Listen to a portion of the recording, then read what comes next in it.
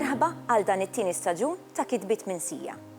F'din is-sensiela se nkomplu niskopru kitbiet li mhumiex daqshekk magħrufa il barra mid-dinja akademika. Huma kitbiet ta' meravilja, uniċi u li jiffurmaw parti mill-istorja twila ta' pajjiżna. Kitbiet li sawrulna identità u li qegħdin jistennewna fuq l-ixkaffa sabiex niskopru il-ġmiel li hemm fihom.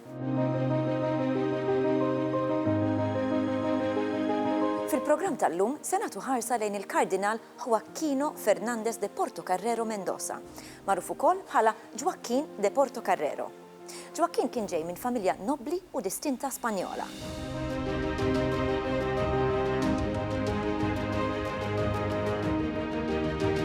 Joaquín de Portocarrero kien Spanjol ġej minn familja nobbli importanti Spanjola, twilet fis-sena 1681 miet fl-1760. Kien daħal membru fl-Ordni ta' San Juan, fil-verità il-familja tiegħu daħlitu membru kien għadu tfal, kien għadu ta' madwar 4-5 snin, u ħafna mill-karriera tiegħu għamilha fil-fatt barra minn Malta. L-ikbar importanza li għandu Portocarrero fil-kuntest Malti u appuntu il-kontribut tiegħu għat-twaqqif ta' dik li llum hija l-Biblioteka Nazzjonali ta' Malta. F'żożitu kellu edukazzjoni militari u esperjenza diversi battalji. Ta' 32 sena, Portocarrero mar l-Italja fejn kompla bil-karriera militari tiegħu. Portocarrero kellu żewġ aspetti fil-karriera tiegħu ħanajdu hekk. L-ewwel wieħed kien l-aspett militari, jiġifieri f'żożitu kien studja l-arti militari, involva ruħu f'numru ta' kampanji militari, eċċetera. Naturalment dak iż-żmien l-Ewropa għandek gwerra dejn il-ħin kollu Spanja involuta b'mod intens ħafna. Nafu wkoll li sar saċerdot u eventwalment kardinal. Wara dik l-ewwel fażi ta' ħajtu, wara dik il-fażi militari ħansejħula hekk, Portocarrero ġietu ix-xewqa, ġietu il-vokazzjoni tal-ħajja iktar reliġjuża. U fil-fatt mar jgħix Ruma u hemmhekk sar saċerdot, jiġifieri Ruma ġab is-saċerdozju. Wara li ġab is-saċerdozju, Portocarrero involva ruħu ħafna fl-aspett diplomatiku tas-Santa Sede. Jiġifieri issa mill-Portocarrero militari, issa hawnhekk aqlibna għal Portocarrero id-diplomatiku għas-servizz tal-Kurja Rumana. Tas-servizz tiegħu Portocarrero sar ukoll kardinali, ġifieri il-Papa ħattru wkoll kardinal li hija rarità fih dan l-ordni li kellek membru tal-ordni li jsir ukoll kardinali. Wieħed mill-eżempji l-iktar importanti li għandna huwa tal-Grammastu Verdal ħafna żmien qabel illi il-Papa wkoll kien ħattru kardinal. Waħda mill-istejjer kurjużi dwar Portocarrero wara li sar kardinal kienet appuntu il-preżentazzjoni tiegħu.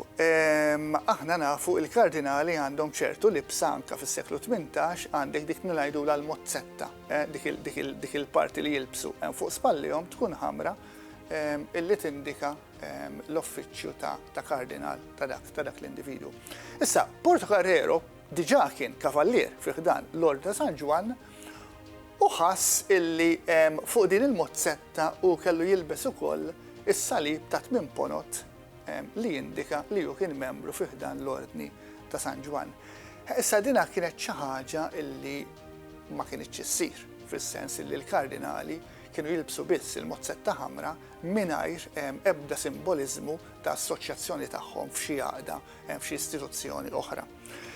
Portocarrero żamm qiebes fuq din, Portocarrero insista illi bħala membru tal-ordni famuż ta' San Juan, ordni alla fine kattoliku, ordni li l-kap suprem tiegħu huwa l-Papa, Portocarrero insista illi jibqa' jġib is-salib ta' 8 ponot fuq din il-mozzetta. Ma kienx faċli, jiġifieri kellu ħafna kwistjonijiet ma' Ruma mal-kardinal l-oħrajn, imma finalment għaddit tiegħu. U interessanti li l-inkwattru li għandna ta' Portocarrero oriġinali jurih li jibes din il-mozzetta ħamra appuntu bis-salib ta' 8 ponot. Portocarrero miet fit-22 ta' Ġunju 1760. L-ikbar kontribut li ta' Portocarrero huwa appuntu mill-lat kulturali. Niftehmu ma kienx l-uniku kavallier, jiġifieri kellek kavallieri speċjalment lejn l-aħħar tas-seklu 17, seklu 18 li jkunu niskolti ħafna li kellhom kollezzjonijiet ta' kodba, kollezzjonijiet ta' strumenti, kollezzjonijiet ta' arti, eċċetera. Portocarrero kien wieħed minn dawk. Portocarrero kellu librerija impressjonanti ħafna qed nitkellmu dwar eluf ta' kodba, kellu wkoll il-kollezzjoni tal-istrumenti matematiċi. Jiġifieri l-ikbar kontribut, l-iktar mod li bih spikka Portocarrero kemm fih dan l-ordni kif ukoll il-kontribut li ta' lil pajjiżna kemm ma tantx kien Malta fir-realtà kien appuntu il-kollezzjonijiet illi inġibu f'pajjiżna. Bħala bniedem kolt li studja fit-tradizzjoni klassika tas-seklu 18, Portocarrero bena kollezzjoni sostanzjali ta' eluf ta' kodba u manuskritti. Fl-1760 meta miet il-Kardinal Joachim Portocarrero, l-kollezzjoni tiegħu ta' kodba u manuskritti kienet tammonta għal 5570 volum, illi dawn huwa ħallihom lill-ordni fit-testament tiegħu. Issa bħala kollezzjoni l-suġġetti li kienu jkopru dawn il-kodba u l-manuskritti kienu varji ħafna. Insibu pereżempju numru kbir ta' Bibji, fosthom anke Bibji bil-Ebrajk, bil-lingwa oriġinali. U suġġetti oħra varji bħalma kienu l-astronomija, l-arti, il-ġeoloġija, il-ġeografija, dizzjonarji ta' lingwi diversi. Kellu wkoll il-Kardinal Portocarrero fil-librerija tiegħu xi kodba illi kienu projbiti mill-Knisja. Bħala kardinal huwa kellu l-permess speċjali mis-Santa Sede li jista' jżomm dawn il-kodba fil-librerija tiegħu. Mal-kodba kien hemm ukoll ammont konsiderevoli ta' manuskritti. Ħafna minnhom jitrattaw l-istorja tal-ordni. Insibu wkoll mal-kollezzjoni li kellu tal-kodba 3 inkunabuli, jiġifieri kodba illi kienu stampati qabel l-1500 fil-bidunet ta' meta beda l-istampar. Matul ħajtu huwa kien sar ħabib tal-Balliju de Tensan li kien l-ambaxxatur tal-Ordni f'Ruma. Il-Kardinal Portocarrero u l-Balliju Louis Guérin de Tensen saru jafu l-xulxejn u saru ħbieb f'Ruma, fejn il-Kardinal Portocarrero kienet iservi bħala Ministru Plenipotenzjarju għar-Renju ta' Spanja, waqt li l-Balliju de Tensen kien ambaxxatur tal-Ordni għas-Santa Sede. Il-Kardinal Portocarrero kien magħruf diġà dak iż-żmien li kellu librerija tajba ħafna. U kien minn din il-ħbiberija li l-Balliju de Tensen tħajjar biex jibda jibni il-librerija tiegħu personali.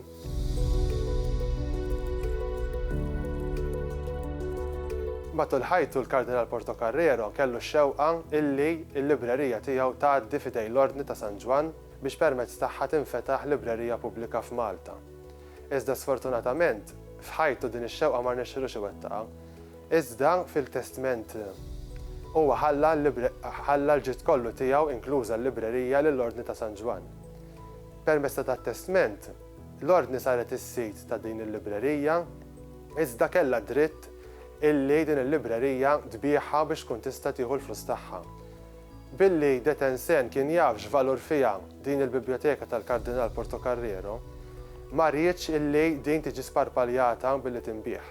Għalhekk offra lill-Ordni li jixtriha hu, fil-fatt l-Ordni jaċċetta li jixtri l-biblioteka il-kodba kollha li kellu l-Kardinal Portocarrero, u b'ġest nobli għall-aħħar il-Kavallier Balliju de Tensen irregala mhux biss il-biblioteka tal-Kardinal Portocarrero, iżda wkoll il-biblioteka personali tiegħu li kienet tammonta għal 4500 volum ieħor. Dawn irregalhom lill-Ordni bil-patt u l-kondizzjoni illi ikunu f'librerija pubblika li tkun aċċessibbli għal kulħadd biex tista' tintuża mill-pubbliku ġenerali. Bħalma kien jiġri bosta drabi meta membru tal-Ordni jmut, kien isir inventarju ta' dak kollu li jkun ħalla warajh. B'hekk, illum għandna katalgu tal-Biblioteka ta' Portocarrero. Kull ktieb jew manuskritt kien ikollu mniżżel ukoll il-valur stmat tiegħu. Illum il-ġurnata dawn il-kodba għadhom sal-lum jiffurmaw il-maġġor parti tagħhom jiffurmaw parti mill-kollezzjoni tal-Biblioteka Nazzjonali, uħud minnhom huma miżmuma bożda kbira minħabba illi huma imżejnin bl-armi bl-arma tal-kunjom tal-Kardinal Portocarrero u huma il-nukleo wieħed minn tlieta tan-nukleo oriġinali li bih seta' tinfetaħ il-biblioteka lura fl-1763. Portocarrero kellu wkoll interessi xjentifiċi fosthom fil-matematika, il-fiżika, il-ġeografija, kif ukoll il-flora u l-fawna. Portocarrero nafu żgur illi kellu interessi fix-xjenza pura, fil-botanika. Portocarrero tgħix fi żmien fej beda l-ewwel ħiel ta' dak li ngħidulu l-Enlightenment, ta' żmien l-Illuminizmu, fejn ix-xjenza bil-mod il-mod tavvanza, jiġifieri għalkemm kien qassis, għalkemm kien kardinal bħal ħafna oħrajn, jiġifieri kellhom ukoll dawn l-interessi xjentifiċi. Dan nafuh kemm mill-kodba li kellu, jiġifieri il-kollezzjoni, il-librerija ta' Portocarrero għandek element qawwi fiha ta' kodba ta' natura xjentifika.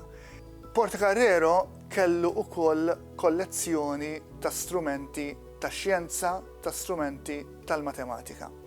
Dan nafuh il-għaliex meta sar l-inventarju tal-librerija tiegħu sar ukoll inventarju ta' din il-kollezzjoni. Qed nitkellmu fi żmien fejn librerija ma kienx biss post tal-kodba, imma kienet ukoll mużew. U dina damet ħafna. Aħna il-Biblioteka tagħna, il-Biblioteka Nazzjonali ta' Malta, damet taqdi l-funzjoni ta' mużew sal-ewwel snin tas-seklu 20. Jiġifieri kellek din l-idea. Allura meta ġew biex jagħmlu l-inventarju tal-kollezzjoni ta' Portocarrero kien hemm ukoll dawn l-istrumenti u niżluhom ukoll. Għandek varjetà u hija interessanti ħafna illa li xtara bniedem bħal Portocarrero kavallier, membru tal-Ordo ta' San Ġwan, x'tip ta' interessi kellu dan. Allura għandek teleskopi, għandek mikroskopi, għandek strumenti ta' kejl, tal-pis, tal-kejl lineari, ġifieri għandek varjetà kbira. Fosthom pereżempju probabbilment l-ikbar strument li kien hemm fil-kollezzjoni ta' Portocarrero kienet dik li jgħidula il-magna pneumatika. Il-magna pneumatika kienet moda fi żmien Portocarrero f'nofs is-seklu 18, kienet speċi ta' magna kbira nsejħulha hekk, fuq kien ikollha bħal globu tal-ħġieġ bħal daqsxejn ta' kmajra tal-ħġieġ, kienu jagħmlu xi annimal, ġeneralment xi ġurdien, xi annimal żgħir ġo fiha, imbagħad ineħħu l-arja minn ġo dik il-parti magħluqa. U dal-povru annimal imut hemmhekk biex juru l-proprjetà tal-arja u l-kreazzjoni tal-vakum. Jiġifieri kellek daw it-tip ta' magni illi dawna wkoll ta' min jgħid, jiġifieri l-kollezzjoni waslet Malta wkoll. Jiġifieri meta waslu l-kodba ta' Portocarrero, mal-kodba waslu wkoll dawn l-istrumenti xjentifiċi illi kienu wkoll jinżammu fil-biblioteka fejn kellek il-kodba. Għandna deskrizzjonijiet mhux biss fil-katalgu ta' Portocarrero, imma viżitaturi, speċjalment barranin li kienu jiġu Malta, iżuru il-biblioteka u jsemmu wkoll jirreferu wkoll għal din il-kollezzjoni. Jidher illi mill-kollezzjoni probabbilment lejn l-aħħar snin tal-ordni l-perjodu Franċiż jista' jkun forsi anke wara, dil-kollezzjoni teb mix-xena, ma tibqax iktar imsemmija minn daw il-viżitaturi. U hemmhekk allura b'xi mod dil-kollezzjoni intilfet sfortunatament. F'din il-kollezzjoni vasta insibu wkoll diversi koperturi rari. Law ħaġa rid ngħid illi dawn il-kodba kienu tal-Kardinal Portocarrero u dan kien jissejjaħ bibliofilu għal benefiċċju tal-telespettaturi. Bibliofilu huwa wieħed li ġemma l-kodba. Issa tgħid li ġemma l-kodba biżżejjed u barra li kien iġemma l-kodba kien bniedem istruit ħafna wkoll. U Malta għandna xi ftit bibliofili, ftit huma sfortunatament. Però hawn min iġemma l-kodba. Issa dawn mhux biżżejjed iġemma l-kodba trid tistudjahom. Issa dak iż-żmien titqisu wkoll illi il-kodba meta kont tmur tixtrihom mhux bħallhom tmur ġo ħanut tixtrih bil-kopertura b'kollox. Ġeneralment il-ktieb ikun sfus u mbagħad inti tqabbad il xi legatur biex jagħmellek il-qoxra tal-ktieb. Jiġifieri meta aħna naraw kodba ta' Portocarrero, ġeneralment ikollhom il-coat of arms l-arma tiegħu. Issa fil-1999 konna minna eżibizzjoni ta' legaturi sbieħ li għandha l-biblioteka. U wieħed minnhom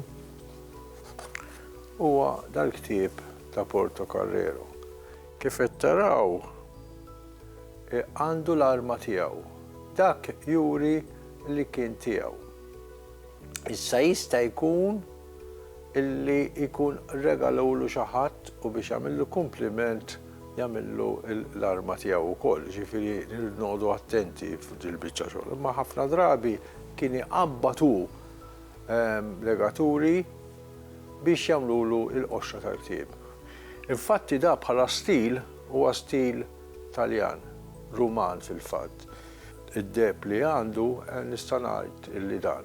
Sa dan meta għamilna l-exhibition wara minnhom ġew kaxxa għaliex. Jekk taraw fil-arma hemm isu skur. Dak huwa fil-fatt mhux deb imma fidda u l-fidda ma' żmien tiswied.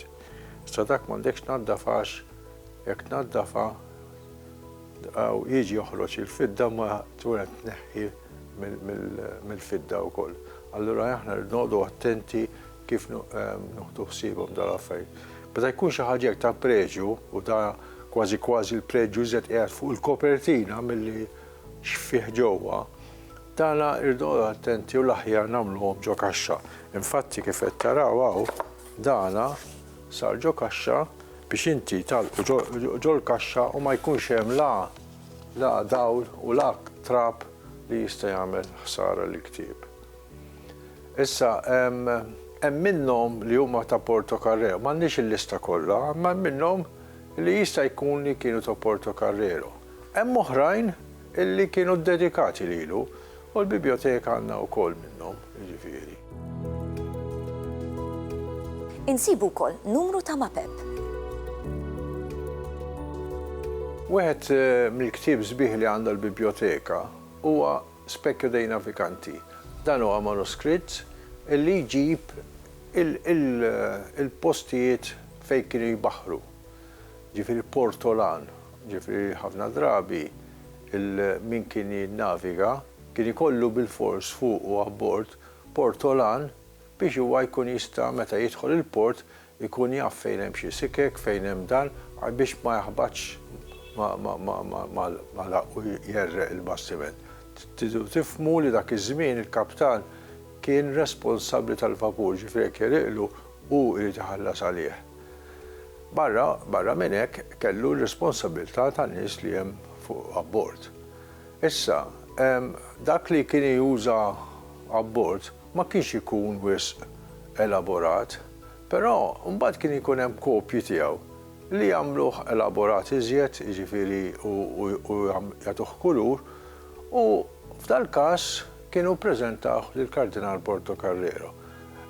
Portolan sabiħ ħafna, hemm ukoll mappa anzi tnejn ta' Malta wkoll jiġifieri tal-belt u tal-portijiet, jiġifieri dawn kienu jsiru propja bħala mezz biex inti tista' ninnaviga.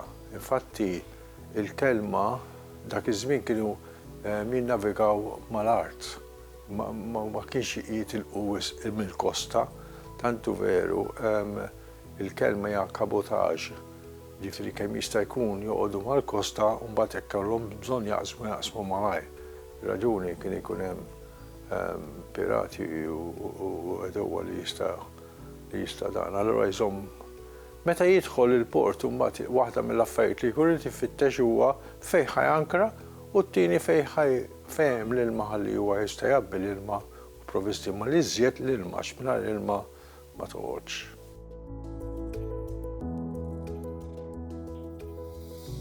Fil-Mużew tal-Arti Muża insibu l-inkwatru oriġinali ta' Portocarrero.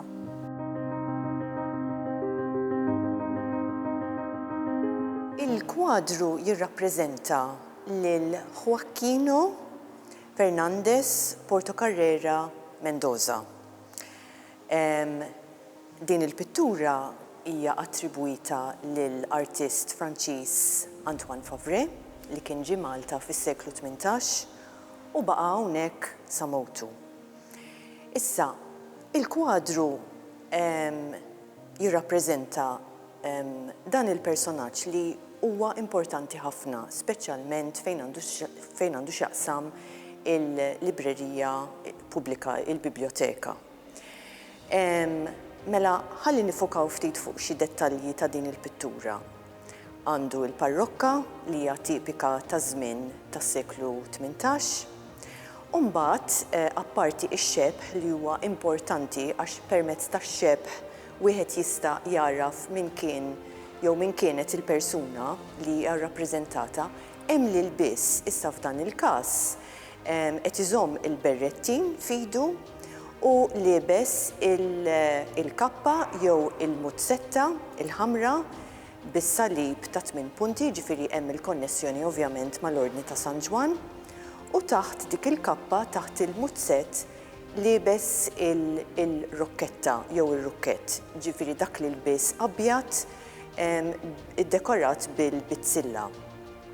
Issa, f'dan il-każ qegħdin nħarsu lejn pittura fejn il-persuna hija waħedha, m'hemmx persuni oħra, però f'idu għandu dokument tal-parċmina importanti. Permezz ta' dan id-dokument li qiegħed f'idu aħna insiru nafu illi dan il-Kardinal Portocarrera ħalla il-legat vast tiegħu ta' kollezzjoni kbira ta' kodba li saret parti sostanzjali tal-librerija u fuq dan il-dokument hemm miktub bil-Franċiż illi qed jitħalla dan il-legat u hemm id-data 1760.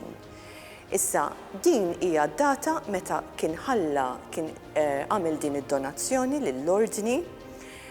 Jista' jkun li hija id-data tal-pittura innifisha, però m'hemmx dubju illi din il-pittura hija tal-tieni nofs tas-seklu 18 u importanti illi niftakru illi dik il-pittura li għandna ġewwa Muża hija l-oriġinali u mbagħad tinsab kopja kemm fil-Biblioteka Nazzjonali u hemm kopja simili wkoll fil-Mużew tal-Ordni ġewwa Clerkenwell, Londra. Għandna nkunu grati li din il-kollezzjoni ta' Portocarrero għadna nistgħu nożżuha u nixtarruha sa żmien tal-lum. Fil-programm li jmiss se nħarsu lejn il-ħajja u x-xogħol ta' Manuel Dimek. Għal darb'oħra.